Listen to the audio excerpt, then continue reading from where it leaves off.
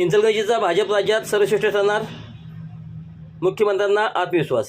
इंचलकरंजीत महायुतीचा सर्वात मोठा विजय होईल याबाबत माझ्या मनात कोणतीही शंका नसल्याचे मत राज्याचे मुख्यमंत्री देवेंद्र फडणवीस यांनी व्यक्त केले।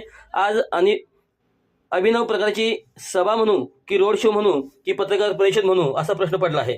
या ठिकाणी आपण जलशुद्धी प्रकल्प, रस्ते प्रकल्प आपण केले आहेत। आमदार खासदार यांच्या प्रयत्नातून मलनिस्सारण प्रकल्प उभा राहिला आहे।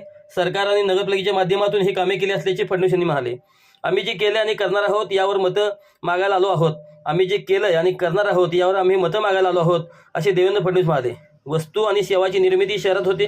ग्रामीण भागातून शहरात आलेल्या नागरिकांना सर्व सुविधा देण्याचं काम आपल्याला करायचं आहे। पंतप्रधान नरेंद्र मोदी यांनी शहराच्या विकासासाठी निधी दिला आहे। 70 वर्षात शहराच्या विकासासाठी निधी दिला जात होता। आज निधी दिला आणि तो वापर करणारे योग्य व्यक्ती नसतील तर त्याचा काही उपयोग होणार नाही असे देवेंद्र फडणवीस म्हणाले। मी उपमुख्यमंत्री एकनाथ शिंदे, अजितदादा पवार आम्ही इचलकरंजी शहराच्या पाठीशी उभे आहोत असे फडणवीस म्हणाले। त्यामुळे मतांच्या माध्यमातून आम्हाला आशीर्वाद द्या। इचलकरंजी शहरासाठी वाटेल तितका निधी देऊ, पण शहराचा पाणी प्रश्न कोणत्याही परिस्थितीत सोडणार आहे असे मुख्यमंत्री म्हणाले। 15 तारखेला तुम्ही आमची काळजी घ्या, पुढचे 5 वर्ष आम्ही तुमची काळजी घेऊ। इचलकरंजीत महायुतीची रॅली आयोजित करण्यात आली होती। यावेळी मुख्यमंत्री देवेंद्र फडणवीस बोलत होते।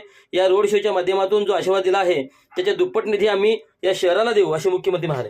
येत्या 15 तारखेला आपण मतदारांना बाहेर पडून महायुतीचे सर्व उमेदवार निवडून द्यावे असे आवाहन देखील त्यांनी केले। मनपाच्या निवडणुकीला कालपासून खरी सुरुवात झाली आहे। सर्वच राजकीय पक्षांनी प्रचाराला सुरुवात केली आहे। कुठं आघाड्या झाल्या, काही पक्ष स्वबळावर निवडून लढवत आहेत।